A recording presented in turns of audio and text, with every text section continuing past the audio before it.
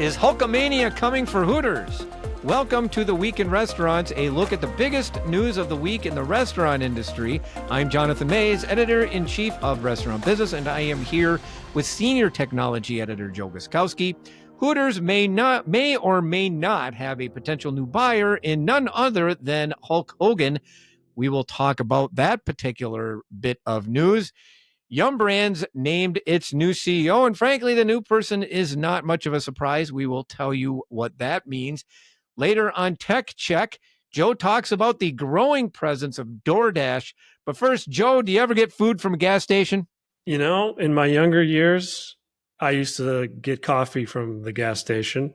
I wouldn't be opposed to a gas station donut, but it has been a while since I have eaten hot food from a gas station. Yeah. So our friends over at In Touch Insight did a report looking at, they do a lot of work on C-store food service. And they're saying that food service at convenience stores, I better not call them gas stations. They usually get in trouble for this sort of thing. I don't like that. But no, they don't. I could rant about that, by the way, but it will not. It's expected to grow 5% this year.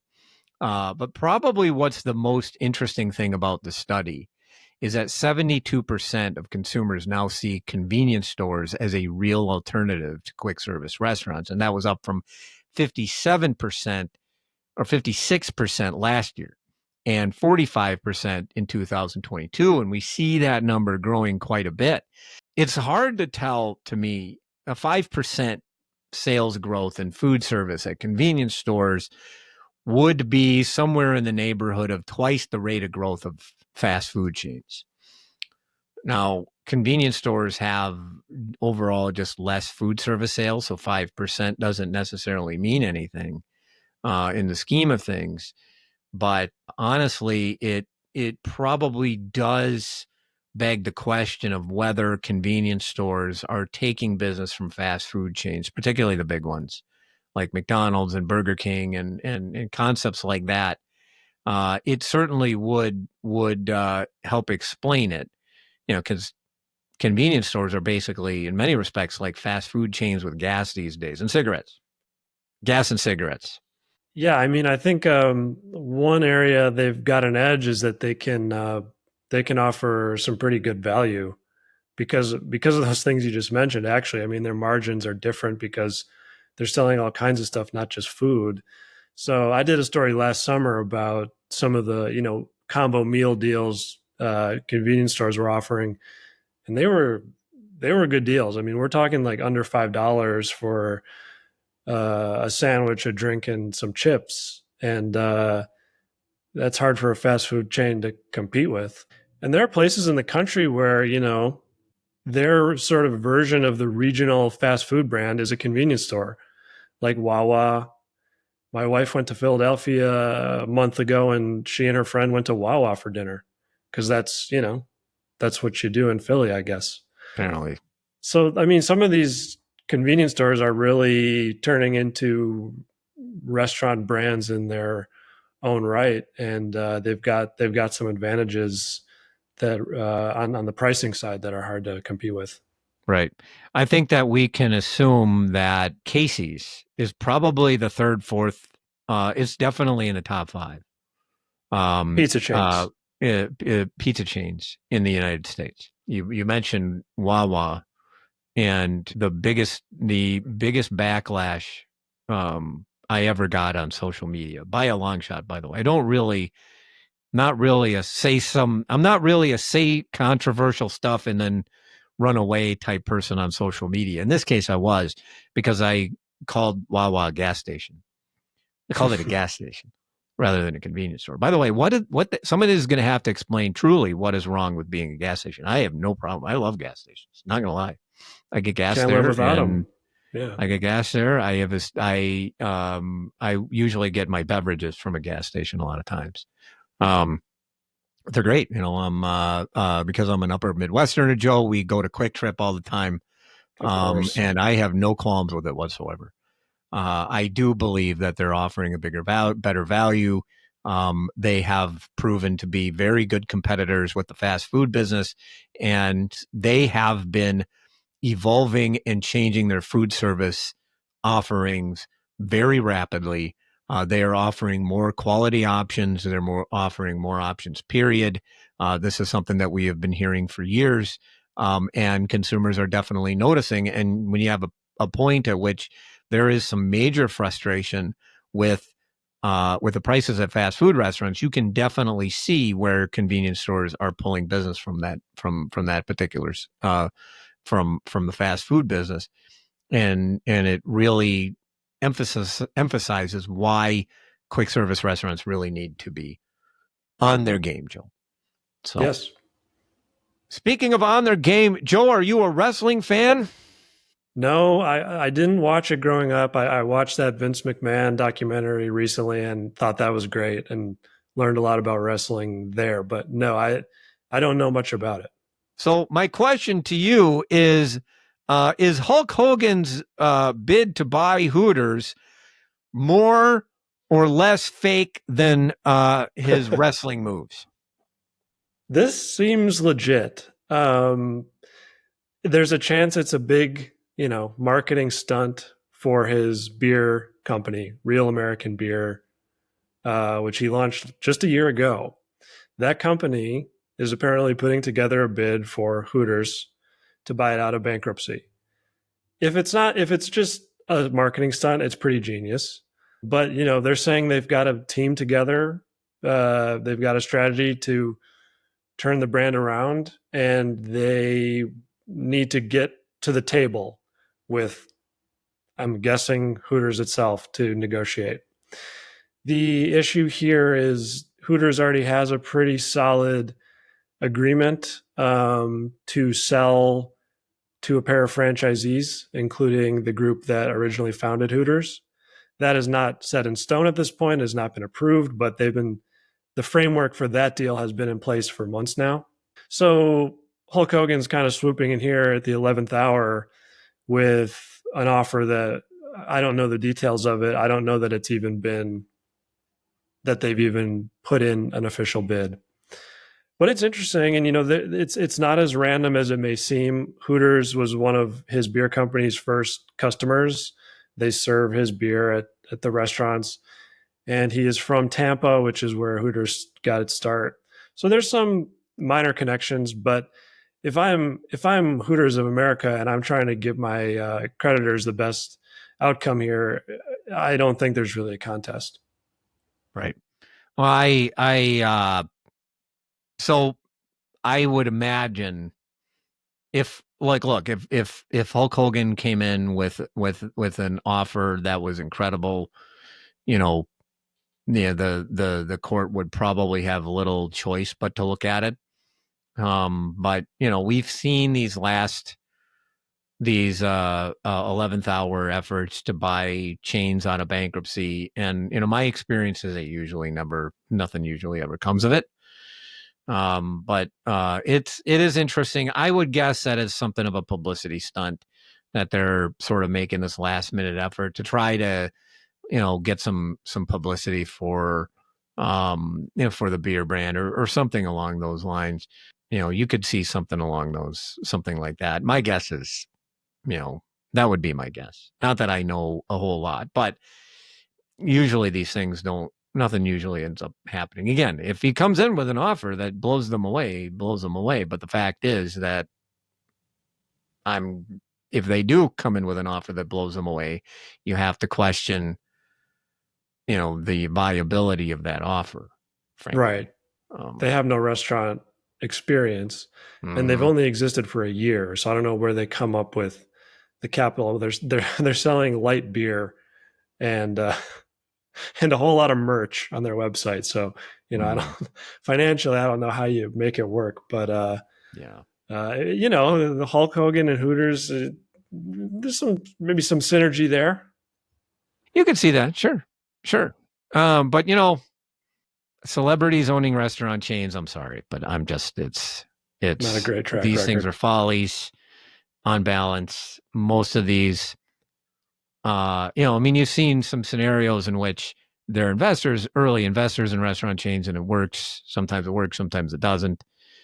I cannot, off the top of my head, think of a truly successful effort at a celebrity-owned restaurant chain. I'm just really hard pressed. I mean, I could see where Hulk would buy Hooters. I mean, that does actually make some sense, but Yeah, we'll see what happens. But yes. in more serious news, I suppose, Yum Brands has a new CEO. Tell us about that. Well, it's not Hulk Hogan.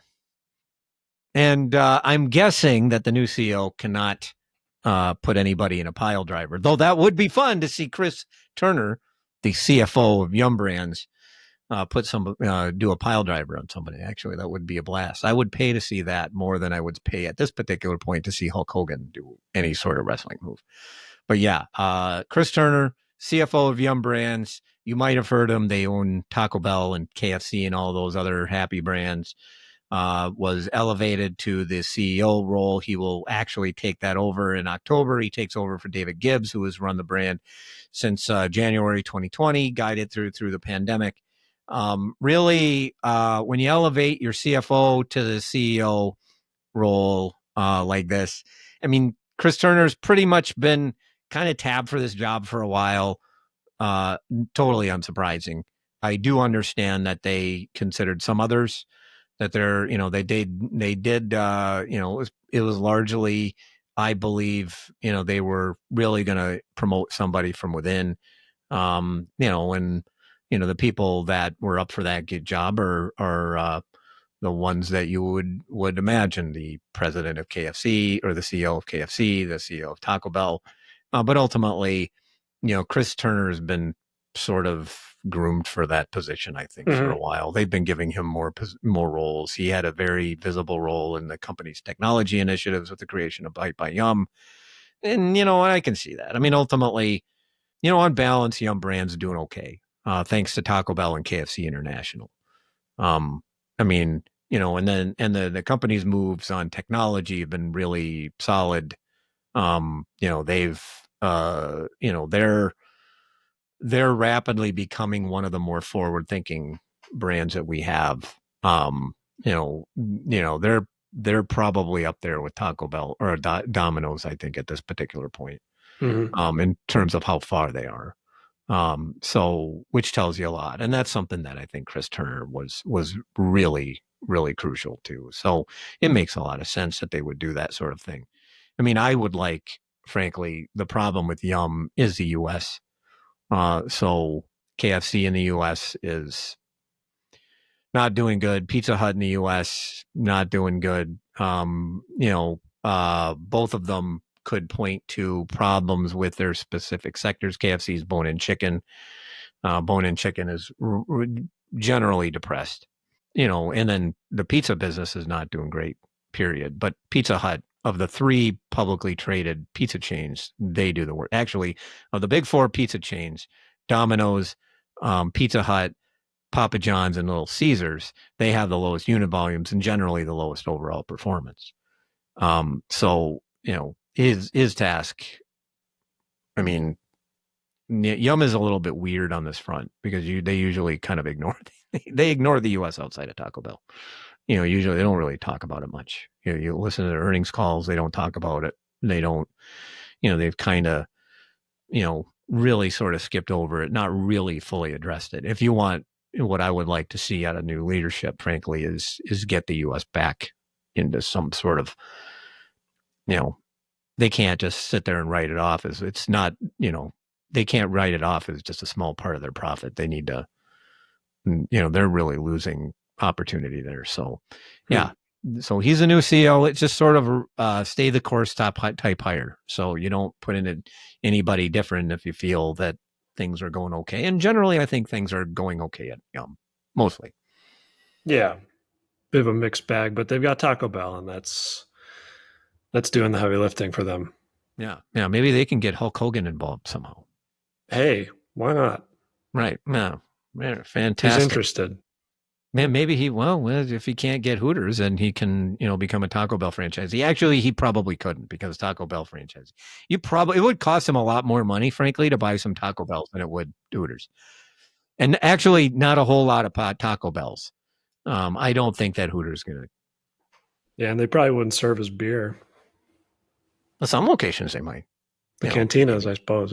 Yeah. Some of the cantinas might serve Hulk Hogan beer. I don't know. I don't think it really would fit with them. So, no.